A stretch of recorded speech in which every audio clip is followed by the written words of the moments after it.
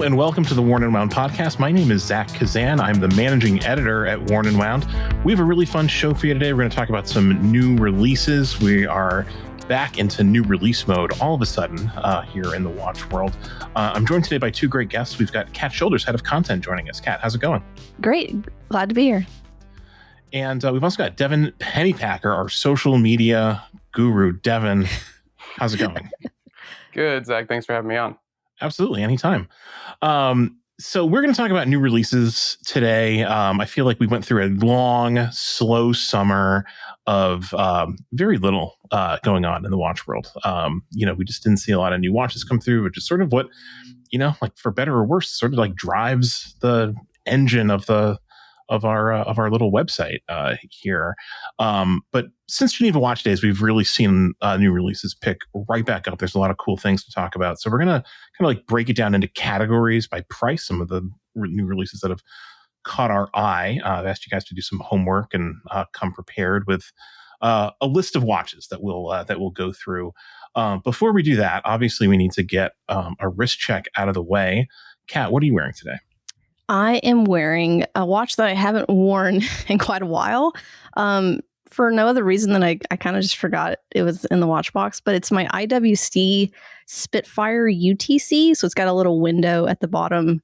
And honestly, when I said it today, I remembered kind of why I don't wear it all the time. It's a true like GMT. So it just takes forever to set the date on it. And it's a pain in the butt. So, other than that, it's a really cool watch. I put it on a NATO strap. Gray NATO. It's pretty awesome. That's great. But yeah. That's a great watch. I totally forgot that you own that. I think I probably just assumed you had sold it or you wouldn't be wrong. You wouldn't be wrong. But no, it's stuck around. It's kind of a funky, like neo vintage IWC. Yeah. Great size and honestly great bracelet, which is a big reason that I bought it. But I thought I'd take it out of the watch box today. Very nice. Very nice. That's from a great era of IWC. Also. So for sure. Excellent. That's a great pick. Devin, how about you? What are you wearing today?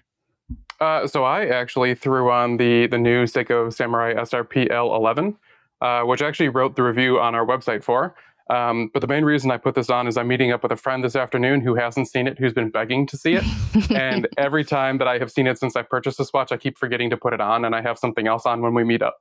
So I put it on today. I threw it on that Watches of Espionage NATO strap, which actually looks pretty good with that like green and red stripe. Team NATO. Just been rocking that. I know Kazan hates NATOs. Listen, I might not be a fan of NATOs personally, but I completely respect everyone's right to NATO as much as they would like. I always think they look better on other people. When I look at my wrist wearing a NATO, I always think, man, I look like a slob with that NATO tail sticking out. But it looks elegantly casual on everyone else except for me. That's a great pick, Devin. We'll link to your review of that watch in the show notes. It's a really nice piece. You do a great job of kind of like comparing the new one to a previous generation, kind of an underappreciated Seiko diver, I think. Definitely. Very underrated, in my opinion. I think so, too. Devin, honestly, when I first logged in, I have to say, I thought you were in the office. I thought that was a Week in Watches wall for a second. It's gorgeous, isn't it? Yeah, I built this setup. You can tell it's not a Week in Watches because there's booze and fireworks on my own setup here. So it's very unique to me. That sounds super safe. Alcohol it's absolutely perfect. Gunpowder. Well, if it ever catches on fire, I can just pour the alcohol on to put it out, right? Like, so we're fine. We're fine. Nothing's going to happen. No. And for our listeners, he has shelves that look very similar to Week in Watches. Maybe we'll stick a clip up on our Instagram after the show's over. But it just took me a second. I was like, wait, you're not in New York. No, up here in Cleveland still. What the booze and fireworks thing is, that seems like a very Ohio kind of mode. Very much. We have to celebrate the end of summer somehow. We have to go out there and really do it right. I appreciate that.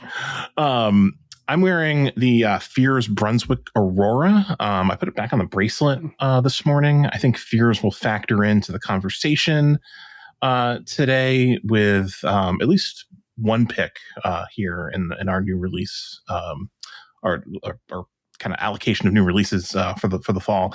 I just really love this watch. It's a beautiful dial, mother of pearl. I mean, I've talked about it a lot. I've posted it on my Instagram a lot. it's great. I'm a huge fan. Zach, I love when you post pictures of that watch, because it's just like stunningly beautiful, but it looks different in every shot that you take of it because the dial is so dynamic with the mother of pearl. So it's like, it's just really cool. I never really considered a mother of pearl dial watch before, but I think it would be really interesting to have in your collection because it does really change a lot in every light situation you're in.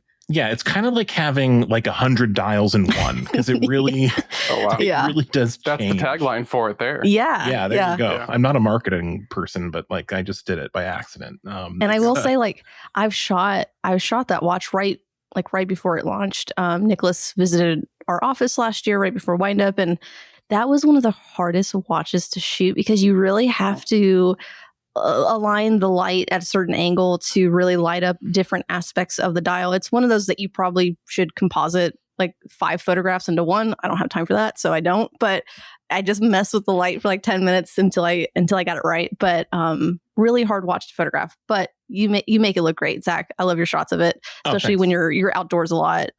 It's great lighting on it.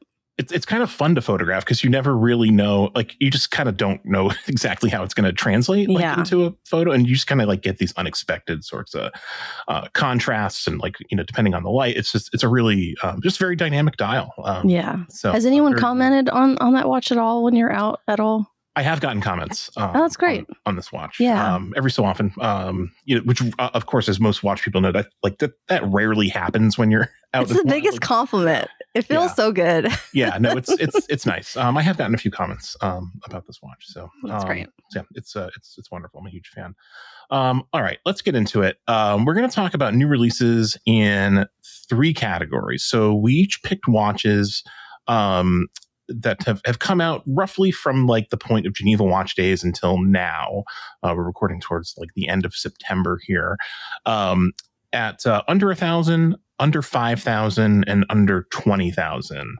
And I might ask you guys to pick some watches over 20,000 at the end, just to kind of put you on the spot. Pick some like unobtainable pieces or like crazy expensive pieces just for the fun of it. But there's, I think, quite a bit to choose from in all 3 categories here. As I was kind of going through the press releases, both for watches that we wrote about and watches that we didn't write about, there's just like a lot of stuff out there. It really at every price point. So let's start with under 1,000. Kat, why don't you go first? What's your pick for a new release under $1,000, our most affordable segment here? Yeah, so I went with the new Hamilton khaki Murph in the white dial that they just came out with. I am a huge fan of this watch. Obviously, love the movie. Crazy that's been 10 years since this movie came out. That's insane. Which is just, it's great. I feel like this movie is like a 2 or 3 year old movie, but love that Hamilton decided, what was it, last year, maybe the year before, to make it a little smaller into a 38 millimeter size in general, which was great because the original was just like way too big for, I think, most people. So they downsized it. And then this year, because of the 10-year anniversary, they came out with a white dial version, which I think looks great. I love when Hamilton does white dial with like the Fotina hands and numerals, and they did that with this watch, and I think it looks great. Not a fan of the strap, but that's just, you can change that easily. That's the strap that was in the movie, so it makes sense. But they also added on the darker black dial a bracelet that you can now purchase it on, which is cool too. So I think it just shows that Hamilton is like really honing in on this collection, and like it's not really going anywhere. It's like a staple now in Hamilton's lineup, which I think is really cool considering it came from a movie as a prop. So I really like this watch. It comes in right under $1,000. I think literally like $995. I think. Yeah, I think I'm so. Just double checking that. But I think that's for the black one on a bracelet. I think the white one is a little cheaper. Yeah. Okay. Yeah, I'm trying to pull up the price. Yeah, $895 for the strap variant, which is a great price. But yeah, I think Hamilton is a brand that is still relatively affordable to a lot of people, and a lot of people's first watch or mechanical watch. And it's a brand that I come back to even as an avid collector that's been collecting for years. I still go back to Hamilton a lot. I love the khaki line in general, and this is just a really cool addition to that lineup, I think. Yeah, completely agree. I honestly, Kat, you sent me your picks, and I had to like make some adjustments because I had this on my on my short list of watches under 1,000. Partly, recency bias. Like it literally just came out, within like the last week or so. But it is like a truly great thing, and I also, I love the Murph. Like I love the story of the Murph. I love that the watch didn't exist in Hamilton's catalog when the movie came out, and the watch kind of like came to market because of like fan pressure, basically. It's just such a fun story. I really like the white version. I also like the black version on the bracelet. You kind of can't go wrong, I think, in that 38 millimeter size. I also think it's fun that both Hamilton and Omega, two Swatch Group brands, kind of made headlines this year, releasing white versions of like very kind of like notable watches. Of course, you saw the white Speedmaster earlier this year. This kind of feels like a parallel universe version of that in a way. Devin, you have any thoughts on the white Murph or the Murph in general, or Interstellar? Yeah, actually, I like the white one probably a bit better than the black, and I assume maybe a year from now we'll have the white on bracelet. Maybe depends on what Hamilton wants to do. And in my opinion, that's the one to go for. But I do love the Murph. I like the sizing of the old one a little bit better for my wrist. But that 38, like it's one of the few watches that I think pulls off that faux aged lume pretty well. That's not a feature I'm really a huge fan of, but I think it looks great on that dial. It just kind of fits the vibe. And to see it come to life is pretty cool, and something that I hope they do more of. Yeah. I think the reason for me anyway that the faux aged lume works on this is the black outlines around the numerals. I think that makes it feel like more like a color choice and less like it's trying to like evoke something old, and it just adds a little bit of contrast. And I think too, just looking at it, and even looking at some of the other khaki fields that are white with sort of the Fotina, they don't like go overboard with it. It doesn't look like incredibly old in a way. It is more yellow in color, but like it's not overdone too, or it looks a little more like obnoxiously like they're trying to make it look old. It's just like it's kind of just like a different color lume, honestly. It's like not even a Fotina really. It looks properly sun aged. It doesn't look overdone. It doesn't look fake, which is nice. Great pick, Kat, getting us off to a nice start. Devin, how about you? What's your under $1,000 pick? So I actually had to shift mine a little bit because I thought that you guys were going to pick the Khaki Field Quartz, which just came out, I don't know, 2 weeks ago now? In that 38 and 33 millimeter or 35. Really, really cool watch. But instead, I went with the new Brew Retrograph Illumint. Watch that I thought was really cool. It's such a unique piece. I actually have the multicolored version of it from a long time ago. Really like that watch. It rides really well. But when I saw the promo for this, all I could think of is like, all right, it's 5 a.m. I want to make espresso. I don't want to turn the lights on, but my watch is glowing, so I can still time that shot. And it's just a lot of fun for under, what is it, $300? Yeah, $375. It's a lot of fun for the price, and just a cool piece from Brew. Yeah. John would love that, hearing you say that you're going to get up so early to make coffee and use that watch in the dark. Like, I think that's probably what he thought of when I'm sure. It's probably what he was doing. Yeah. That's a great pick. I'm a big fan of that watch. I think a lume dial kind of it's great. I mean, I love a lume dial. I have a few watches with lume dials. They just appeal to that sort of like, that like childhood nostalgia where everything that lights up is sort of fun and funky. That's a great pick, and comes in well under $1,000. Just shows you how like you can really get something unique and well designed for like a couple $100 really. Yeah, thankfully. I think there are a lot of picks that kind of sit in the really cheap category where they are kind of more disposable, but they're a lot of fun. And then there's that category where they're right under $1,000, where it can be your one watch collection if you really want to. But in that $500 price point, there's a lot of kind of playfulness that happens where you can kind of build a collection out of $500 watches and be happy with your pick, which is kind of cool. Yep, for sure. Excellent pick, Devin. For my under $1,000 pick, I was scrolling back through watches that we've covered over the last few weeks, and I picked a watch that I wrote about that kind of surprised me and how much I liked it. I picked the new Tissot PRX with the blue gradient dial. I have traditionally not been the biggest fan of the Tissot PRX. Every time I see one, I just sort of think like, it just looks a little too much like a Royal Oak homage in a way to me. It's just like a little too close. And I know that like it's based on a historic Tissot vintage reference and has its own identity. Definitely a me problem. I just can't get past some of the similarities to the Royal Oak. It's a nicely finished watch. It's always been sort of like case and bracelet driven. And what I like about this, there are two new gradient versions. There's a blue and a black gradient. They're both very nice. It's really like dial focused. I think like this is one of the first PRXs that has that like really puts the dial front and center. And it's a very nice looking gradient color with that familiar the same kind of like stamped pattern that Tissot has used historically on the PRX. And I was just kind of surprised, how much I found myself drawn to this. And it really flew under the radar because it came out alongside their carbon fiber PRX, which I think got most of the press and most of the coverage. But I'd take the gradient one, I think, over the carbon fiber. I it's agree.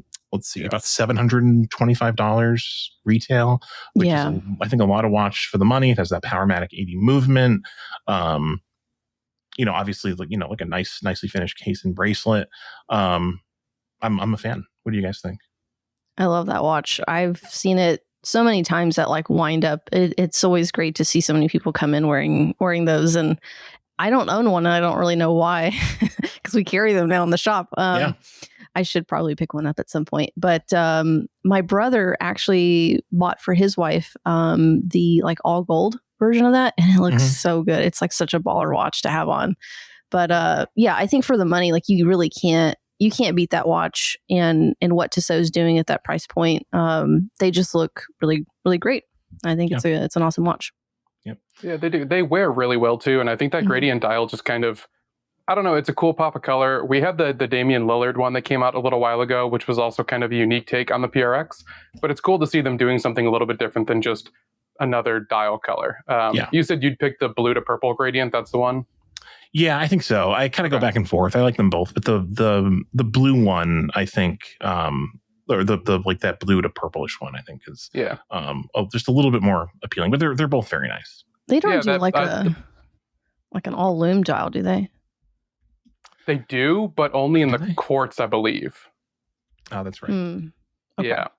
Oh yeah, that's right. That's right. I just looked it up. It is a quartz version on the rubber dial or on the rubber strap too, which is kind of a funky combo. Yeah. Well, those are some good under $1,000 picks. You guys quickly want to call it any like honorable mentions or watch that didn't quite make the cut under? Yeah, what I had was definitely that brew. I think that watch is just so killer. I know Blake actually picked one up when we were with John a few weeks ago doing a photo shoot with him. We got early access and got to see it, and Blake was able to get one probably before anybody else did, which is cool. But it is such a fun watch. I like the all loom dial watches. I don't have one.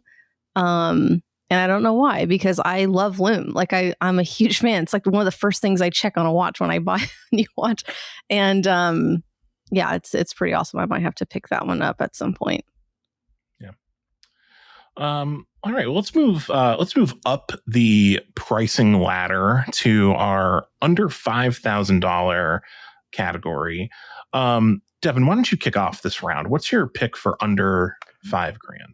Okay, so to be fair, most of my picks were between $5,000 and $10,000 because the rules that I were given might have been slightly modified. My bad. There was a slight miscommunication, but listen, we're flexible here. We're all about variety. I take full responsibility. It's not. Yeah, it's well, if Kat's taking responsibility, then we'll let her. My dyslexic got to me. I'll throw out what my pick would have been, and then I'll give you the other one that I think I'm going to snipe away from one of you. But my pick was going to be that Tag Heuer Seafarer that they did with Hodinkee. Just a really cool limited edition watch. Kind of stretches our time boundary a little bit too, but obviously me doing a lot of sailing, it's a piece I really connect with. But at just under $8,000 and super limited and probably gone already, I won't pick that one. Instead, I will pick the Longines Spirit Zulu Time 39 Titanium. Pretty cool watch. Brings titanium to the Zulu line for the second time if you don't count the other limited edition. But just a really killer piece. Zach, you actually wrote it up for our site, and it's one that every time I look at it, I'm like, I should probably pick that one up too. It's pretty cool. Yeah, it's pretty good. That watch is like it's like $4,200 or something like that. In titanium with a true flyer GMT movement. I wrote in my review that collar GMT movements should just be illegal. Let's hurl them all into the sun. I don't care for them. Just my personal preference. Feel free to at me. I guess that's fine.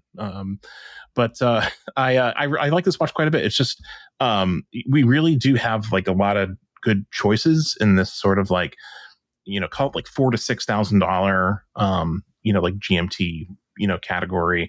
There's just lots of good, like very nicely finished, well executed GMT options out there, and I think the Longines sort of flies under the radar compared to options from like say Tudor, which certainly get a lot of press and are maybe slightly more expensive, but not necessarily like better executed. I think that this, the Longines is, it has like a wearability advantage over some of these other watches just because it's so light in titanium, and also like the case is so flat, like it really wears very, very well.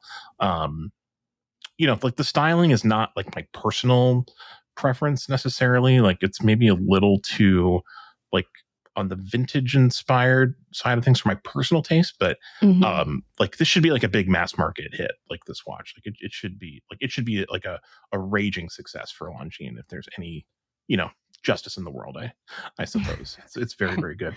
Kat, do you have any thoughts on the Zulu time? Yeah, well, it's kind of like it's kind of a pro and con. Like you were talking about the design, I think it stands out because it is different than a lot of other watches in this similar price point, or GMT for that matter. But I think that gives it the upper hand too, is because it is so different in style, and because it is like that more vintage throwback. Which I think there's definitely a group of people that still love, sure.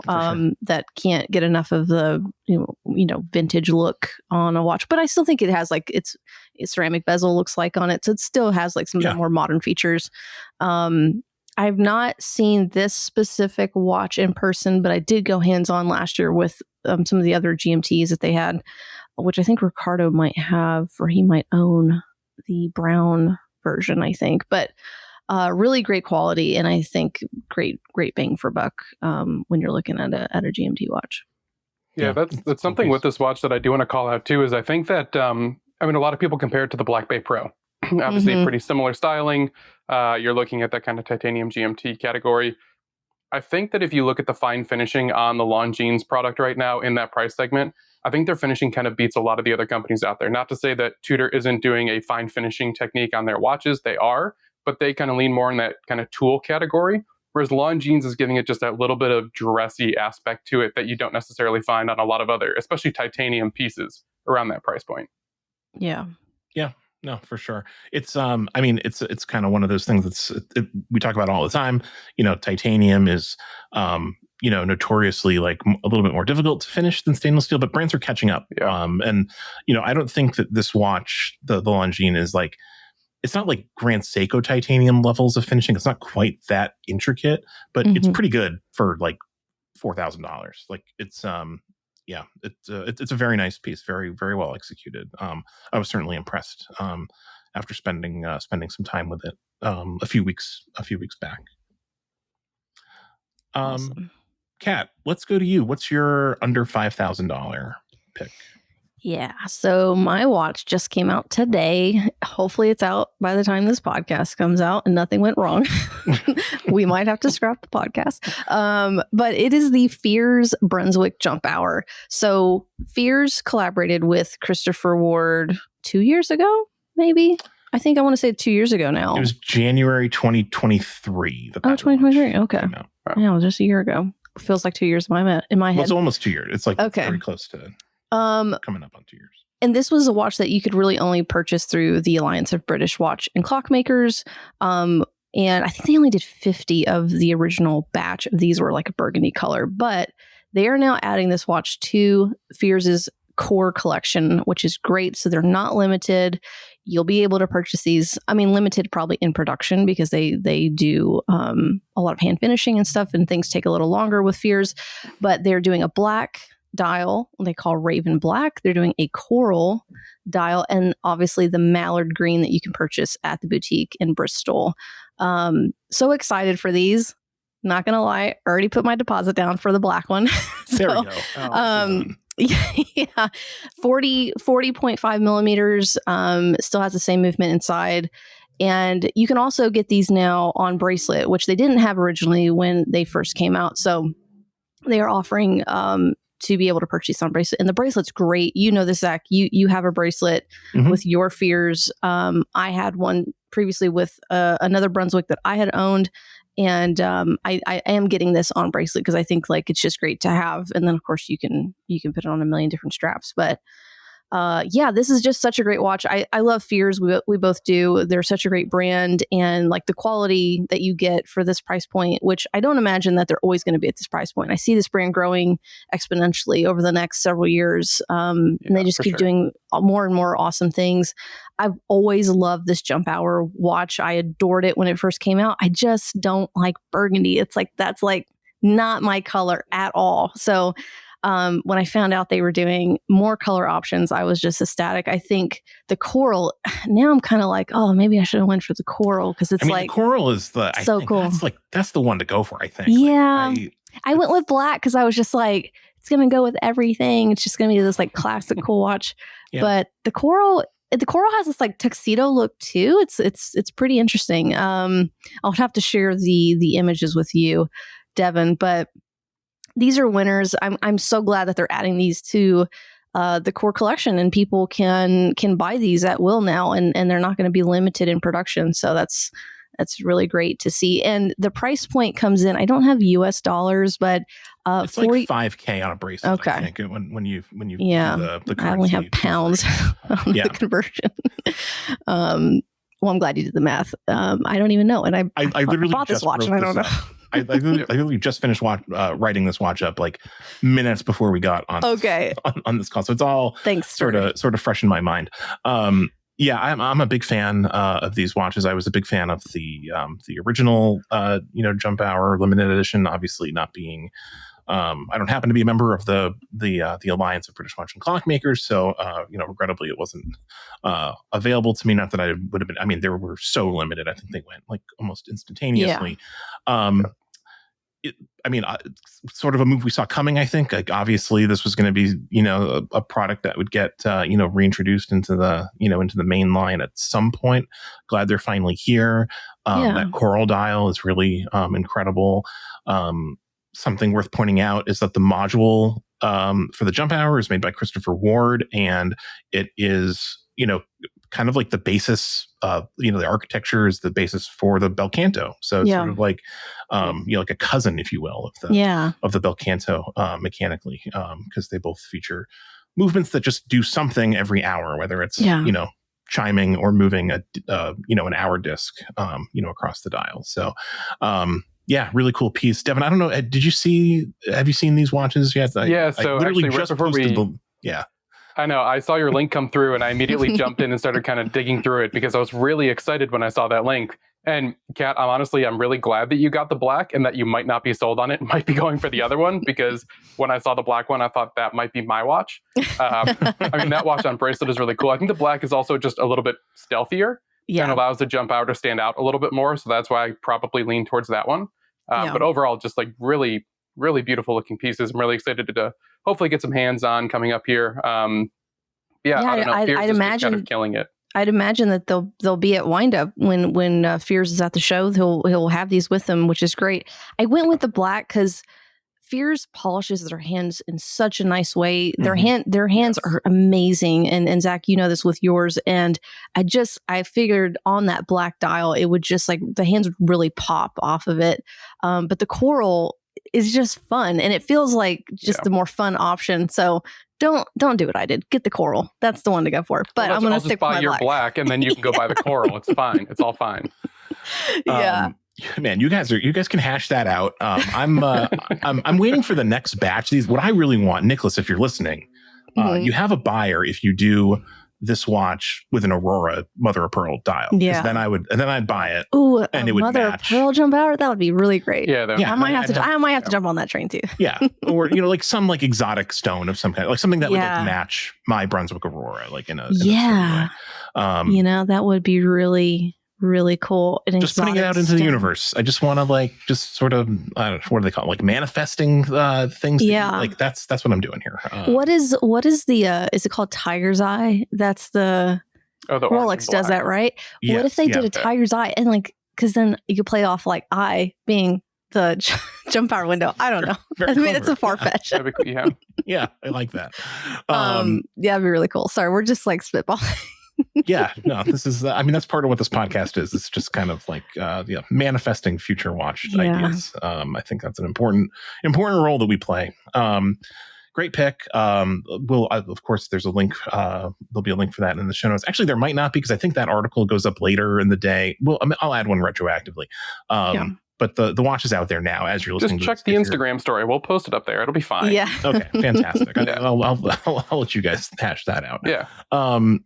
My pick in the under 5K category is a watch that I got to spend a little bit of time with when I was in the office last week. Zach Weiss and I actually did a little video on it. It's the Christopher Ward C60 Lumiere. Oh yeah, great pick. Which I think is around like $2,500. This watch really impressed me.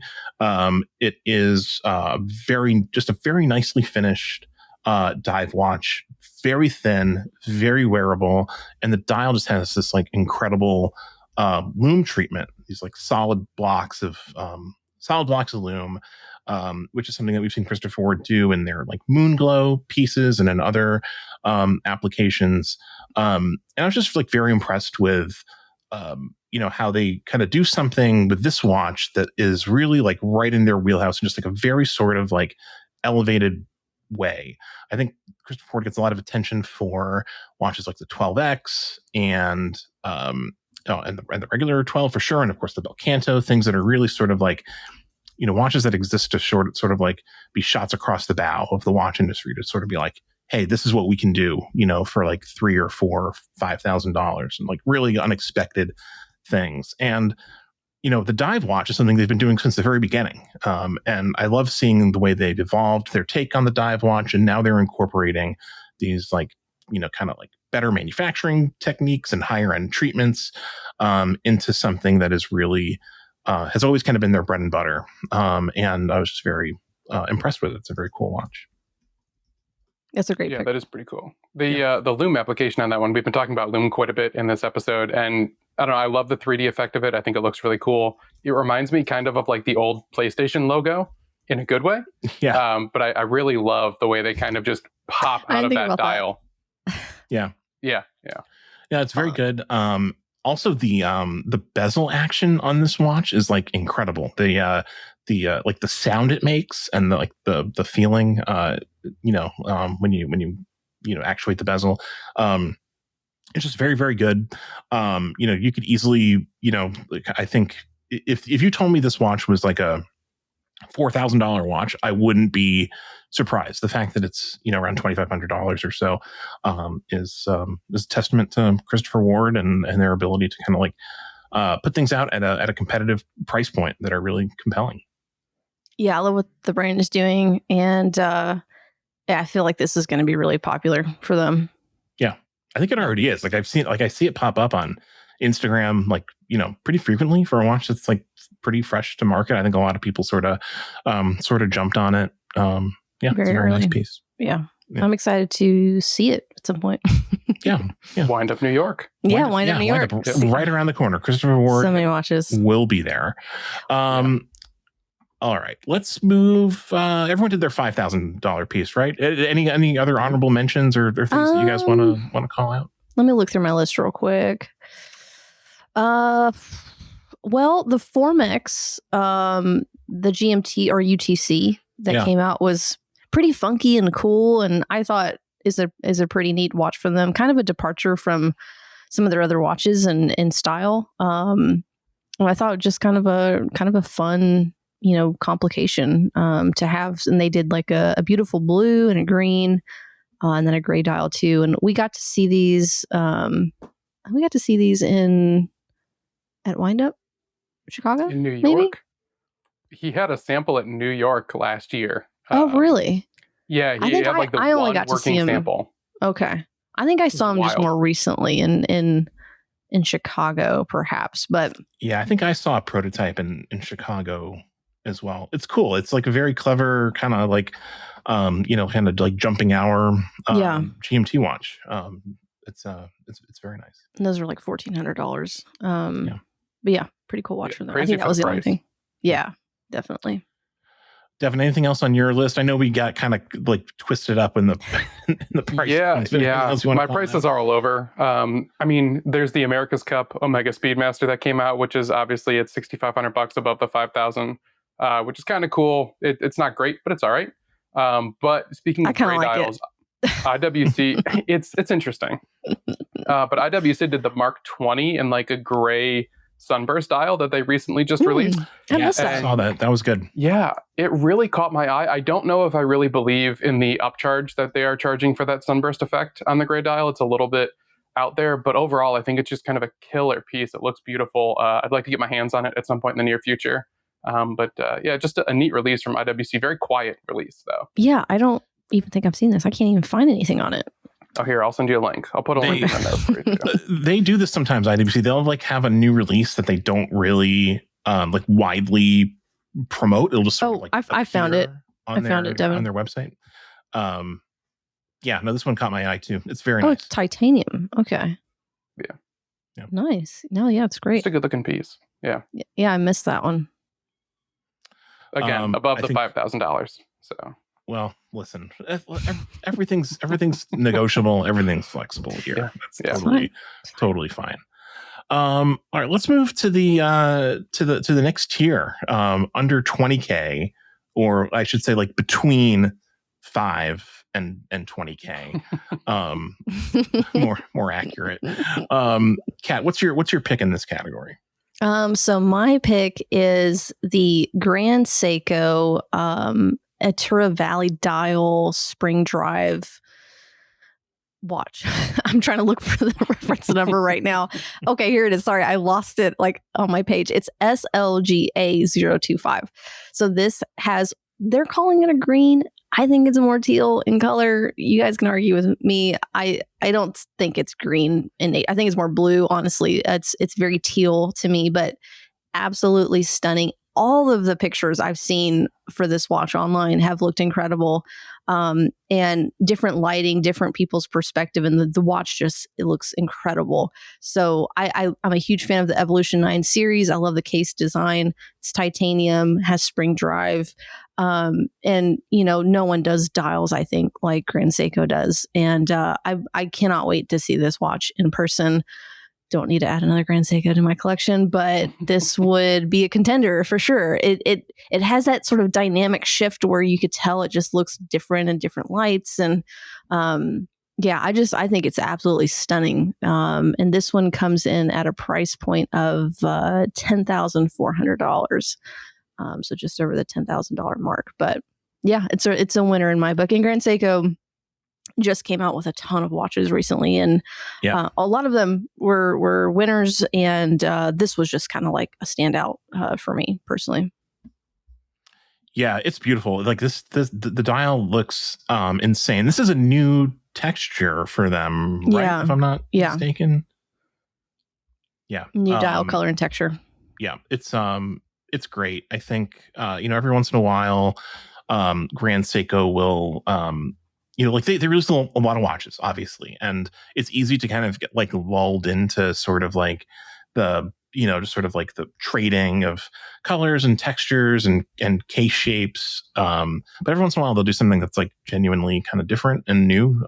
That's surprising, and I think this is one of those cases. I haven't like seen it get a ton of press. Maybe I'm just not like looking in the right places, but I feel like this one's also sort of like flying under the radar. People are talking about the limited edition hand wound piece. That we certainly wrote about that a few weeks ago, but I haven't seen this one kind of like break through yet. but I feel like its time is coming. Devin, have you had a chance to check this one out or Yeah, I've been kind of looking at a lot of their new releases, and honestly, I mean, speaking about flying under the radar, I think they kind of do this thing, especially lately, where they drop a batch of watches. Mm-hmm. And so there's always one that kind of takes all of the press. Everyone's talking about that one. And then there's a few that kind of slowly start to pop up over time where people are realizing that they're in the catalog now and they're kind of cool. This is a pretty cool year too, where I think Grand Seiko, we know them for their finishing, their case geometry, their dial texture. Obviously, they do a great job with all of that stuff. But I think this year they really focused on color more than anything else. And they're killing it. We're seeing colors coming on these dials that we haven't seen on other watches before. And it's really just a neat thing to see it pop up in your Instagram feed and be like, whoa, hold on, what is that reference number? I haven't seen that color before. That texture is new. So it's just, a really, really cool piece and sneaky release from them. Yeah. Very nice. Excellent pick, Kat. Yeah. Devin, let's hear your pick for under 20K. Okay, so I'm very excited about this one. This is a pretty recent one too.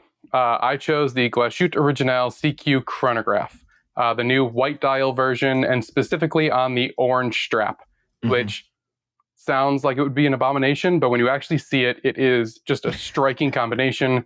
A really cool watch with those black step registers and black bezel. Glashütte Original is just, for the price point, I think they're the best value out there. Their hand finishing, their movements, just everything about them is incredible. You don't really notice how impressive they are until you get them kind of up close and personal. You feel them in hand. Their bezel action, their pushers, just everything about it feels super premium. And at that price point, I don't think anything can really compete with it. And I don't know, that combination of just the white and black with that orange, killer, super cool. Yeah. Yeah, Definitely. This is great. It really very sporty for Glashütte Original. Like I don't typically associate them with like this sort of like contemporary looking sports watch. Although they do make them, obviously, but usually they're a little bit kind of like in the background of their catalog. But this is a very nice piece. And you're right, like the orange strap is like I think essential. Okay, so my pick in the under 20K category, I'm gonna pull a cat shoulders here and pick a watch that I've ordered that is coming to me eventually. I'm not really sure when, but I have bought it. It's the Louis Erard Kudoke collaboration, the limited edition regulator in mother of pearl. Oh my gosh! Yeah. So another mother of pearl. I mean, this is my mother of pearl year, apparently. Yeah. But so I saw this watch, a prototype of it. Kat, you did too, back during Watches and Wonders week, and I was just like, I kind of like immediately became obsessed with it. I saw the final version at Geneva Watch Days. Still obsessed with it. So I put in an order, and I can't wait to receive it. It's just incredibly cool. Very cool collaboration between Louis Erard, one of my absolute favorite brands, and Stefan Kudoke, who's just a really great, talented independent watchmaker who's done a lot of very interesting stuff. And this just works. Like I think it's just like a really cool piece. The mother of pearl is of like around 6,000 US or so it's well under that 20,000 price point that we arbitrarily sort of decided on. But I couldn't kind of like let a new release episode go without talking about one of my favorite releases of the year. So that's where it fits in. So yeah, that's my under 20K pick. I'm very excited about this watch. I think it's just like an incredibly cool thing. Yeah, that's really cool. Beautiful. Yeah, it's a beautiful dial. You're in your mother of pearl era. I guess so. I mean, it's a dial material that I honestly I never really thought about. But then you see one good one and you realize, oh, this is actually a very cool material. Very dynamic. You make a good point, because there's a lot of people that do them and they're not great. And honestly, they're barely sort of luminescent in the pearl finishing. I think with the Fears and with this one, they're really, really hardcore, colorful and bright.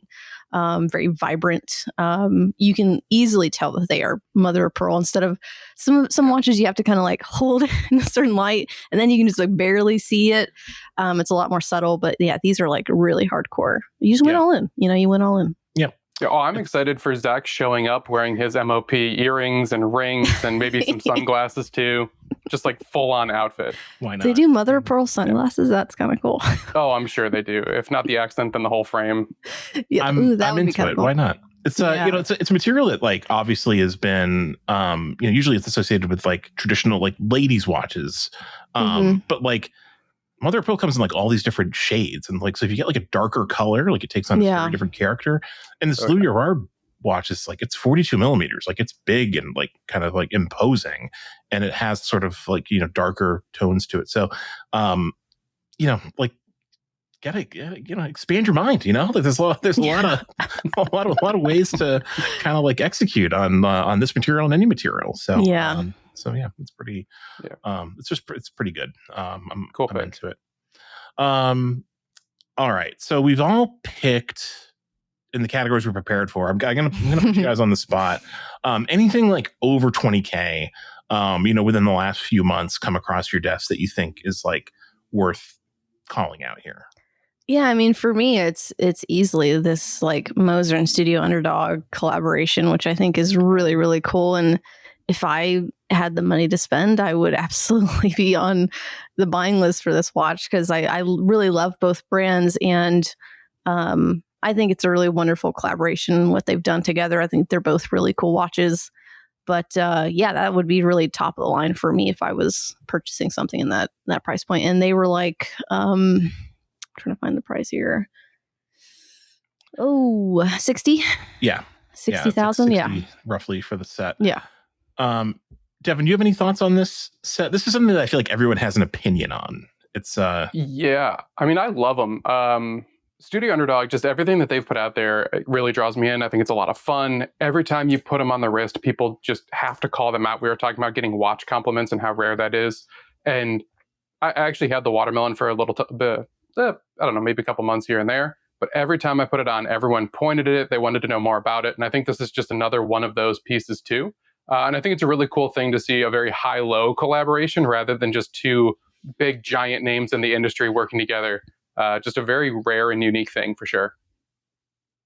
Yeah, I think it's a cool collab. So Zach Weiss and I shot a little video because we had the new Series 3 Salmon monopusher chronograph in the office. So we shot a little video sort of like reacting to the reaction to this to this collaboration, which has been interesting. And I wrote an editorial on the website sort of like also reacting to the reaction, which got a lot of traffic and a lot of comments, a lot of very supportive comments. Thank you to all of the people who made their voices heard. Not proving my point at all. Yeah, let's just leave it at that. We'll leave a link, and you can find them for yourself. I really I think it's a very creative endeavor. I'm really happy to see kind of like these two sides of the watchmaking spectrum sort of like collide. I think it's really interesting. I think we'll continue to see it. I think I don't know if it's like the makings of a trend necessarily, but like certainly. Yeah. Other brands will try something like this. I think that's a good thing. I think it's good to kind of like try new ways to like reach different audiences and expose people to. Well, and I think, just even talking about the Fears Christopher Ward, I think has a completely different audience than Fears does. I mean, Fears' tagline is like elegantly understated or something like that. And I feel like, their watches are more dressy in nature and more formal. And then they collaborated with this, brand like Christopher Ward, who does a lot of traditionally like sports watches and things like that. And just have I think a completely different audience. And so I'm all for collaborations between brands working together. I would have never guessed that Studio Underdog would be working with Moser. And I'm a huge, huge fan of both brands. And I think this is a really cool watch. I think it's really beautiful, and something I would actually wear. Like I just like the look of it. I think it's a beautiful watch. But yeah, if I had 60K in the bank account, this is where I would put it. This is listen. This is what credit cards are for. Just yeah. Like easy monthly payments with a firm. why not? My husband would disagree, but okay. Yeah. Devin, anything in the like stratospheric pricing levels that you wanna call out? Yeah, but I'm gonna go multiples of the last one we called out. And I think the retail. Actually, let me look at this. I think the retail was like $1 million, if I'm remembering correctly. No, sorry, just under 995,000. Okay. So attainable, I guess, for some people out there. But it is the JLC Master Hybris Artistica Caliber 184. Yes. Yeah. This was a big mouthful. Crazy. Yeah. So tell us about this. I downloaded an article about it a couple nights ago and was just kind of laying in bed reading it. And the more I read about it, the more questions I had. I don't really understand everything that's going on, but I also can't stop looking at it. It is just a masterpiece, but all done in 3 dimensions. So it's really deep. It's really got a lot of depth to it. It's got a lot of character. Obviously, the flying tourbillon down there at 6, with the register the dial layout kind of pushed up into that 12 o'clock position roughly, and this really cool kind of Art Deco styling around it. I don't know. It's one that is hard to describe, but I highly recommend that you go look into this if you're interested, because there's way more than we can talk about here in 1 hour going on with this watch, and a really, really cool kind of show of technology from JLC, which they've been doing a lot of lately. And it's really just impressive.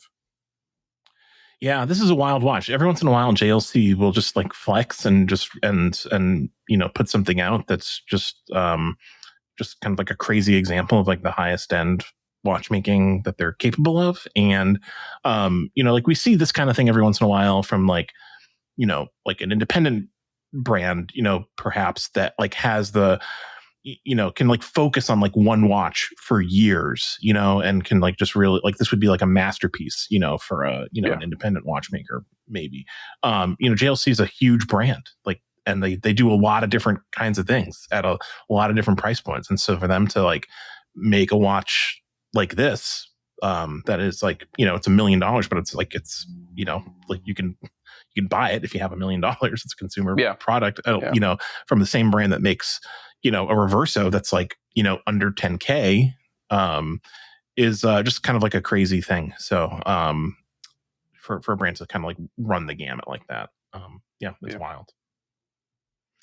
I've got a couple of picks in the kind of like super expensive price point. I'll call out the Girard Perregaux Esmeralda Tourbillon, which is a watch I wrote about. We'll put a link in the show notes. This is probably just like the nicest looking watch that I saw at Geneva Watch Days. It's like a really beautiful thing, rose gold with these like little miniature sculptures of horses on the dial. I'm not like a horse person, but they're just like, it's really beautifully done.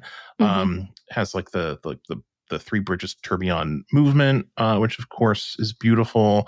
The case back has this like elaborate engraving on it, and the whole case is engraved too. It's just like a really kind of incredible work of art that I felt just like really lucky to see, because I think they're making like 16 of them or something, and they're all made to order. So like you'll never see them like out, it's just a really like kind of impressive piece of high-end watchmaking. Another watch I'll call out is the Urwerk, the new EMC, made from made from a crashed SR-71 Blackbird, or from components that are made from a crashed SR-71 Blackbird. That alone is like very cool. Like if you know the story of the SR-71 Blackbird, like it's fascinating. And the fact that like there's a little piece of that aircraft in this watch is just a fantastic story. But the watch is just like so cool. It's one of my favorite things that Urwerk does. This is a watch that essentially has like a little computer like built into it that you power by like cranking this handle that kind of like pops out of the case. And what it does is it like on demand tells you how stable the rate is at any given time. So it'll say like it's running, like 2 seconds ahead or 5 seconds slow or whatever. So you can see on demand how well your watch is running. That's like I think $100,000 or so for that watch. So not cheap, but just incredibly cool. I felt again like very lucky to have a chance to spend a few minutes with it at Geneva Watch Days. Just a wild thing. Seems like a bargain compared to Devin's pick. So Yeah, I mean, anything is kind of a bargain at that point. yeah, Maybe. Yeah. JLC's got to recover that R&D, yeah, For sure. yeah. It's a lot. I was a bit sticker shocked when I saw it was like almost $1 million. That's pretty crazy. Yeah. I think sometimes like the prices are sort of like part of the package. Like if you buy that $1 million watch, you also get to say, I own $1 million watch, Yeah. It's like, and that's required. Actually, you have to tell people that you own $1 million watch. Sort of it's kind of like a weird sort of, it's a flex, everything about these watches is a flex. And I feel like there's a price point that's like, it doesn't really matter. Is it like, when it's like 600,000, 700,000, 800, I don't think it really matters.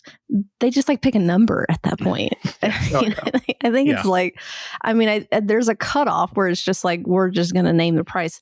And it does seem a bit ludicrous that one is that high, considering like, I think JLC makes amazing watches. Don't get me wrong.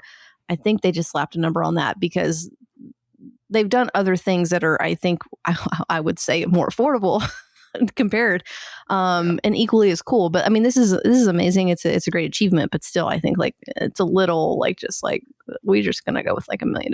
That sounds about right. We're all just making it up as we go along, Yeah. Even some of these watch brands, it's there's certainly like an arbitrary nature, I think, to some of it that's inescapable. So silly. We're all so silly. We're dumb. Well, listen, it's a silly hobby. What can you say? Yeah. At least it's expensive. Yeah. Sure. Yeah. Any other kind of like stragglers on your list that you guys want to call out? Yeah, I got a couple of just quick call outs, and I should have said them earlier when we were talking about different price points. But the Tudor Black Bay Blue Boutique Edition, I did a video on that, and I think it's a great looking watch. I think if you have, liked the chronograph from Tudor and maybe you thought it didn't wear very well, try it on this 5-link bracelet. I am telling you, it makes a huge difference. It does not feel heavy. It does not feel thick on the wrist. I am not going to stray away from my pink because I like the pink a lot. But if I didn't have the pink, I would for sure be going for this blue because I think it's really great. Got to go hands-on with that for about a week. And then people are going to probably kill me for this, but the new Apple Watch just came out. And for under $1,000, I think the Ultra in all black is kind of stealth and cool looking. I'm really happy with my Ultra. I don't see a reason to upgrade. But if you maybe don't have an Ultra and you're like thinking about it, the all black one looks pretty darn cool in my opinion. And I wear my Apple Watch for a lot of stuff. When I'm not wearing a mechanical watch, I have my Apple Watch on, and I quite love it. And it's kind of become my weekend watch in a lot of ways. Especially since I have like GPS and cell service on it. So I literally can just keep my phone away, tucked in the house, and I just have my Apple Watch on throughout the weekend. And it's been really great. But yeah, I think they're cool. I think they made the Series 10 a little bit thinner, bigger screen, which is cool. But the Ultra is where it's at in the Apple Watch series for sure. Yeah, that the new Apple Watch seems to be pretty well received. I think in the early going, I think people are pretty satisfied with the updates. Devin, do you have any thoughts on the Apple Watch? Are you a smartwatch guy occasionally? So I'm a Garmin person. I use Garmin for like a lot of sailing and stuff like that. I will double wrist and put it on to kind of track the sailboat races or cycling or hiking, anything outdoorsy. I can beat it up and it's good to go. But recently I actually turned it off and threw it in the drawer and said, I'm done with smartwatches for a while. Because I think mentally I chase the numbers a little too much. Yeah. And I want to just kind of enjoy myself doing these hobbies rather than constantly trying to hit that metric. And if I can not answer my phone for 5 minutes, that's an achievement too. So I really don't need it strapped to my wrist at any point in time. I'm not against them. I think they're great. But at the same time too, it's one of those products that I kind of keep a distance from because I know I would be hooked and get way too deep into them. So yeah, I can totally see that. Yeah. I'm always kind of like, when people say, like you just said, Kat, like I can wear the Apple Watch and leave the phone at home. Like you're not really leaving the phone at home. Like you're just, it's just on it's just on your wrist now. Like, well, that's true. It's not taking up pocket space because I do have like I don't know, it's the 16 Pro Max. It's the biggest one you can get as far as phones go.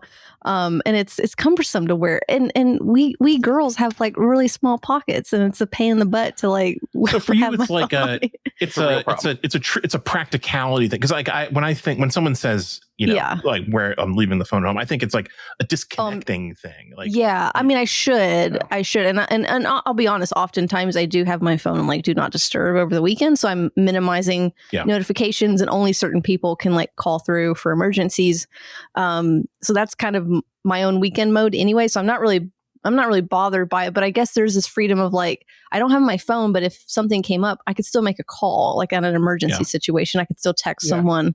And it's like nice just to like not have to lug the phone around when, I'm bouncing around places. But honestly, it's like when I'm out working in the yard, that's where I wear it. And then I don't have my phone on me, but I have it on the wrist. So I had like an early Apple Watch. I think I had like the first or second generation, and didn't really care for it. Like it wasn't for me, but like it wasn't a mature product back then. So I would be willing to give it another shot. I just really love wearing mechanical watches. So I don't know like when I would.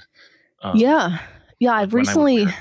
Yeah, I totally get that. And I will say, like, recently I've kind of gotten into fitness over the last few months. I've been working with a trainer. And so I am monitoring like some of my steps and my calories and workouts a little bit more than I used to. So I am wearing it a lot more these days. But Devin, to your point, like you can get really lost in those numbers, and it becomes like this internal game that you're playing with yourself, and it can be very unhealthy. So you kind of have to like balance it. I've gotten over that where I don't really care anymore, but I still kind of look at the stats day to day, which is nice to have. And I will say, I guess this doesn't really matter for the people that are buying a new one, but they took away the blood ox. Like, I don't think you have that feature because I think Apple stole it technically from someone. So they were having trouble. But my version 1 Ultra still has it. And so as an asthmatic person, it's great to have. It's a super great feature for me. I like literally had to use it on a recent trip when I had some breathing troubles, and ended up in the ER because of my numbers that were on my watch. But it saves lives. I'll just say that. I wasn't in that danger, but I'm just saying it does save lives.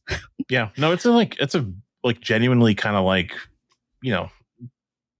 game-changing product, I think. Yeah. I mean, it'll be something that's like studied like decades from now. Absolutely. How the Apple Watch is sort of like integrated into society. To me, if there was like 2 more features, if they had a blood pressure monitor, maybe they could make a strap that would tighten on your wrist to take blood pressure. That would be really cool. And then I think temperature, if it could do those 2 things, literally you're walking around with like a pharmacy on your wrist like that, or like a nurse like could take these vitals at any point in time. And I'm not of the age yet, but I have grandparents, and one of them does wear an Apple Watch, and it can detect falls and stuff. And I just think like it's become like such a safety thing, and you don't have to wear like the life alert thing anymore. This is like a lot cooler. But I think what they're doing is truly amazing in technology. It's not really a watch to a lot of people. It's more of a external phone in a lot of ways, but some of these features are just absolutely incredible, for sure. We're getting like way off tangent here, but I think it's like worth mentioning the new Apple AirPods can be used as hearing aids. So like that's another health related thing that Apple has sort of like dipped into. It's just like, it's fascinating how they've, I mean, I wouldn't go so far as to say they become like a healthcare company, but like they really have kind of like thought through practical applications of this technology, and like how things that we wear every day, lots of people, including me, like just have like their earbuds in like all day.